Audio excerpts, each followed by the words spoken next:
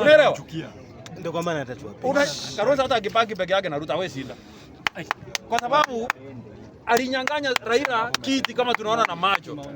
Na hatujaipona mpaka leo. Unaelewa? Wale wenye watu walika yangu andapafu. Hao vijana wajuzi hawajui. Wakanyang'anya baba certificate ya ODM. Mnakumbuka?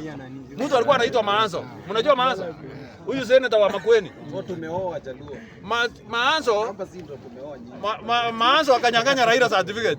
Paka Raila akaenda kununua ODM nyingine yenye sio ile yetu. Akanunua kutoka kwa mtu alikuwa anaitwa Gitobu Imanyara. 50 million. Ni kama na watu wetu wa maji nao sijui wanararanga aje. Sasa hii wameanzisha Linda Mwananchi, wameenda kurejesha wamepata Wakikuyu walirejesha kitabu. They did not learn from Raila's mistake. Raila akatengeneza ODM ikaenda ground kwenda kurejesha akapata imechukuliwa. Na hao wameshinda wamesisi ndio Sifuna. Ni kweli? Kwenda kuamuka Imeenda. Certificate imeenda. You don't learn from the previous mistakes. So, tunaweza kuwa tunashinda hapa, mkipata mtu Oburu hiyo ni past tense. Sio mtu. Ndio mwananchi. Munga wewe. Munga power. Tibi. Munga ria. Nataka kuambia hivi, kama unaongea kuhusu Oburu, wewe ni living dead. Kwa sababu huyo mzee the difference between Oburu and Gachagua ni names, ni majina. These people are very tribal. Yes. Ni kweli? Sasa hii Ruto anaenda kurudi president. Mtakuja kuniuliza Matuli uliongea maneno gani? Mtu Ruto anarudi nani? Nani amesababisha hiyo maneno? Nyamaza wewe. Mtu amesababisha hiyo maneno ni Gachagua.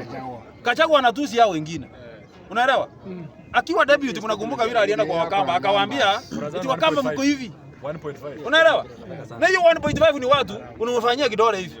Ni kweli? Akiwa kwa serikali au kwa anajua impeachment inafanya nini? Inakuja.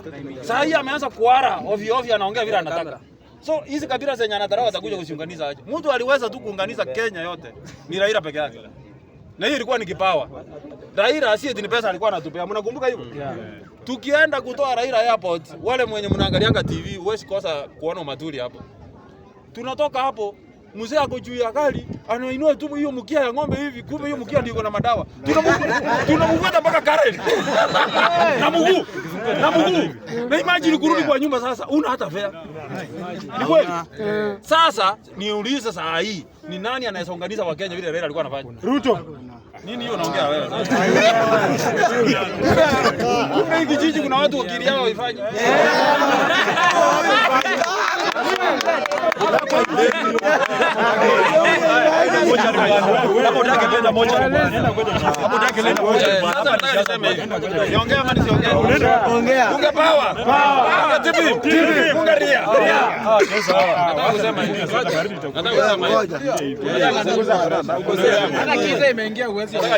Ni advice hivi.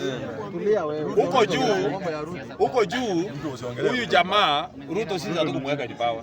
Hata watu wengi wako hapa hawakupigia Ruto kura. Hata mimi. Ni kweli? Kweli. Sisi tulikuwa watu wa Raila. Yes. Sisi vile Ruto aliingia pale hatujui. Wenye walimuingiza.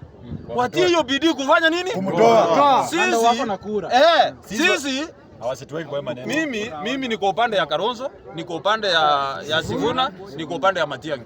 Yes. Upande ya Gachagua mimi hakuna. Asante. Gachagua anafanya mpaka Wajaruo wanakataa kupigia hii timu yetu kura.